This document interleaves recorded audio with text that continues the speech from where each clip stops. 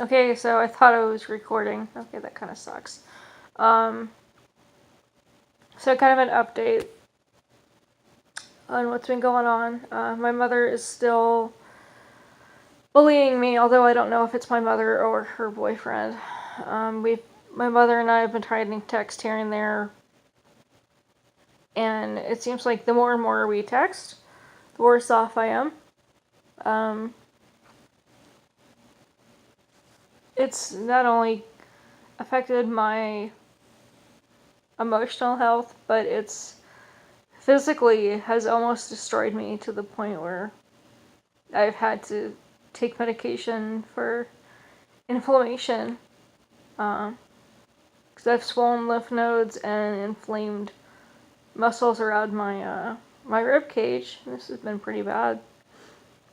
This is not the first time my mother's done this to me. She's her boyfriends have done this to me time and time again, and every time she says it won't happen again, it does. It's kind of like a male bully. Let's say bullying their wife and saying that, oh, I'm sorry, it'll never happen again, please forgive me. And as the female, we forgive. And then where am I? Unfortunately, because of the bullying that my mother's first boyfriend did on me, I became anorexic at 16 and was put in the hospital. At 17, he committed suicide. I thought things were going to get better. They did for a while. And then she got a couple more boyfriends who decided to emotionally screw me over. And every time, she's like, oh, it'll never happen again. I love you. If she loved me, she wouldn't be doing this to me. I'm sorry.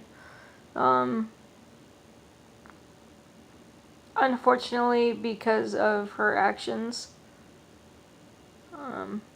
my eating disorder has come back at me full force.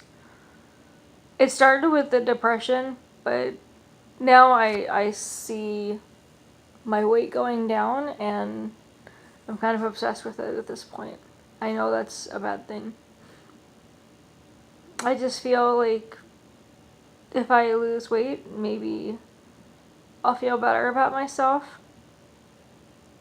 In some way, I mean, I'm barely consuming 700 calories most days. I kind of junk out on Friday and Saturday and then really feel horrible about it on Sunday.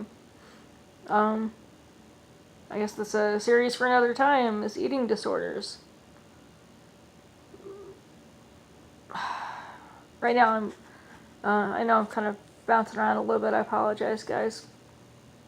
I guess, talking about the bullying, it really makes me think about, I've had a guy who abused me when I was up in New York.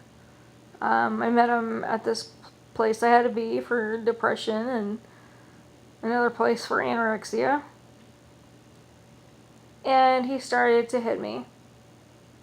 And he always bought me presents afterwards, said he wouldn't do it again. And it just got worse and worse and worse. He ended up throwing me across the room one time, and I thought I almost broke my tailbone. And of course, I'm sorry, I'll never do it again. I got out of that place and moved back home, and then years later we communicated again. He said that he had changed. So like an idiot, I went up there and pretty much started hurting me right when I got there. But it got really dangerous. I was really tired of all the junk food and I just wanted to eat healthy.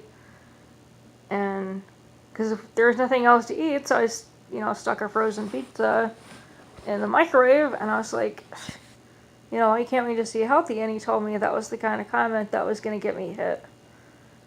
And I knew I was in for trouble. When I said something back, he flew into the kitchen quicker than I'd ever seen him go. And